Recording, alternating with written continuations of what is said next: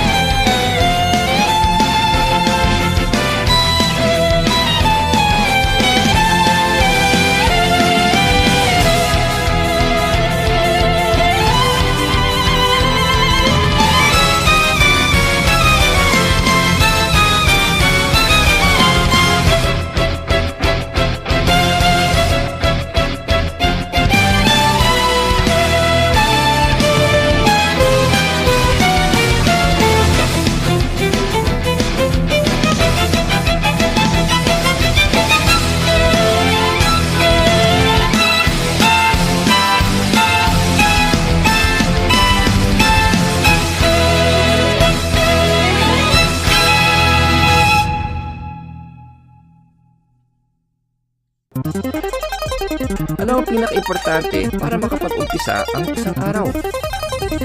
Siyempre, yung mismong araw. Alam nating lahat na ang sinag ng araw ang nagbibigay ng liwanag sa buhay natin. Pero gaano nga ba katindi ang sikat ng araw? Isang bituin ang araw, isa sa mga milyon-milyong bituin sa ating galaxy. Kaya tuwing titingala ka sa kalangitan, paggabi, lahat na makikita mong bituin ay kagaya ng ating araw. Mas malayo nga ang araw. Pero hindi ibig sabihin na malapit sa atin ang araw. In fact, 93 million miles ang layo ng planet Earth sa araw. Alam niyo ba kung saan gawa ang araw? Sa apoy? Sa lava? Gawa ito sa gas. 92% hydrogen at 8% helium. Pero hindi ibig sabihin na mas magaan ang araw kaysa sa hangin. Alam niyo ba na ang mass ng araw ay higit pa sa 99% ng mass ng buong solar system? Pag pinagsama-sama ang mass ng lahat ng planeta sa solar system natin, 99 times bigger pa rin ang ating sun. Ang bigat, di ba? Pero ito nga ba ang pinakamalaking bituin? Ayon sa scientists at astronomers, ang araw ay isang yellow dwarf star. Ibig sabihin, marami pang mas malalaking nagbabagang bola ng hydrogen. Ang layo nga lang nila, kaya posibleng maraming solar system na may mga planeta gaya ng ating daigdig. Pero pagkagat ng dilim, ibang imbensyon ang nagbibigay liwanag sa paligid. Mga bombilya, bago ito na-imbento, kandila ang gamit ng mga tao sa gabi. Pero natutunaw ang mga kandila at kuminsan, delikado ang apoy. Kaya napilitan mag-isip ang mga inventor paano magbigay ng liwanag sa gabi. At ang game changer, si Thomas Edison. Marami ang tumulong sa pag-imbento ng light bulb. Pero si Edison ang nakabuo ng bombilya gaya ng ginagamit natin hanggang ngayon.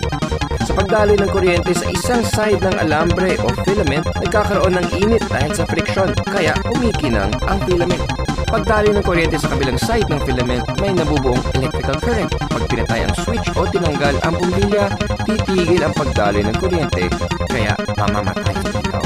May kasamahang inventor si Edison na nakaisip ng paraan para pagandahin pa ang filament. Yung carbon filament na disenyo ni Louis Latimer ay mas matibay at mas tumatagal kaysa sa gawa ni Edison. Patunay na pwede pang pagandahin ang isang magandang idea. Patunay rin si Latimer na kahit noong katapusan ng 19th century kung kailan lantaran pa ang racism sa Amerika na pag may tiyaga, may nilaga at may bumbilya. I believe because we have All the answers! gaya ng kuryente sa bumbilya, nakakagawa rin ng liwanag ang chemical reaction. Diba, ang apoy nagbibigay ng liwanag? Pero alam niyo ba na ang apoy ay bunga ng combustion process? Nangyayari ito kapag naghalo ang fuel source at oxygen at dumaan sa isang chemical reaction. Ang resulta, init at liwanag. Minsan, ginagamit ang chemical reaction na ito para mag-init ang isang kwarto. At kung minsan naman, para palipalin ang rocket ship. Alam niyo bang napapaligiran tayo ng chemical reactions araw-araw? Kahit sa loob ng katawan natin mismo.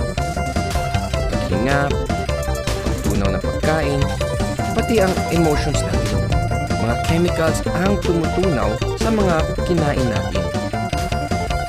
At tuwing humihinga tayo, mula sa paglanghap ng oxygen at pagpasok nito sa dugo hanggang sa makarating sa utak, may chemical reaction.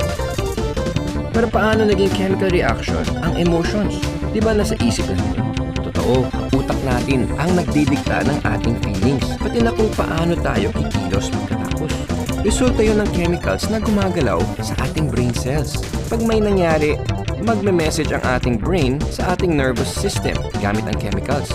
Kaya tayo nagre-react, masaya, malungkot, excited, takot, lahat na. Pati yung nararamdaman mo kung may natutunang bago, chemical reaction din yun. I believe. This time, kilalanin natin ang hayop na kilala dahil sa kanyang super speed. Ang pinakamabilis na hayop sa balat ng lupa, ang cheetah. Alin dito ang totoo tungkol sa cheetah? Ang cheetah ay kayang tumakbo ng A. 50 miles per hour pababa o B.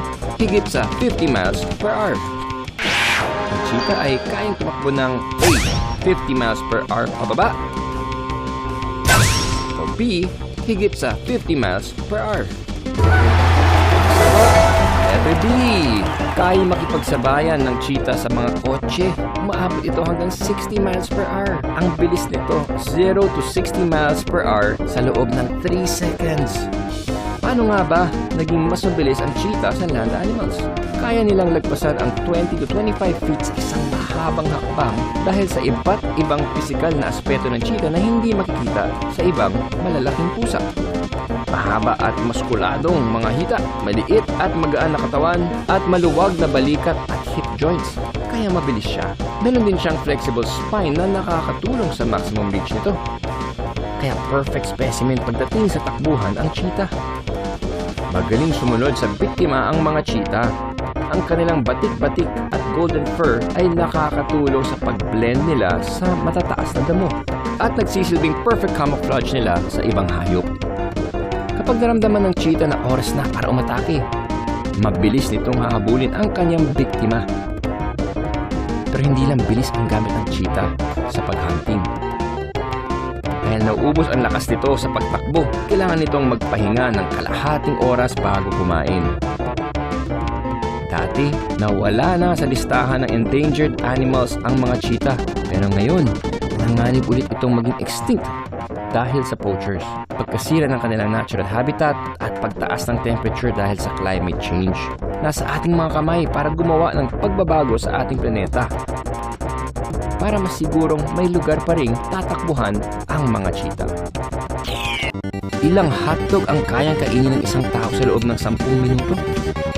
Babala, huwag gayahin ang susunod na makikita. Mga profesional at nagdaan sa pagsasanay ang mga taong inyong mapapanood. Ano pa nga ba ang madalas nilalagyan ng ketchup? Kundi ang hotdog. Ito ay hindi nawawala sa mga perya, sine o ball game. Iba't ibang city sa Amerika ay may iba't ibang signature hotdog. Sa LA, nakabalot ito sa bacon. May pickle, tomato, onion, mustard, at celery salt naman ang Chicago dog pero walang ketchup. Sa Amerika rin makikita ang capital ng hotdog. Ito ang New York. Dito nagpupunta ang mga tao mula sa ibang bahagi ng mundo tuwing American Independence Day para lumaban sa hotdog eating contest. Ang kwento ni Mortimer Matz, ang promoter ng event, may 4 na immigrants daw sa Coney Island noong July 4, 1916, nagtalo kung sino sa kanila ang pinaka-makabayan para patunayan ang kanilang pagmamahal sa paboritong pagkain ng Amerika. Simula noong 1972, taon-taon nang ginaganap ang contest na ito sa original na lugar sa Coney Island. Ang hot dog eating contest na ito ay umabot sa mainstream noong 2001, kung saan isang binata, si Takeru Kobayashi, ay nagsimulang sumali bilang competitive eater.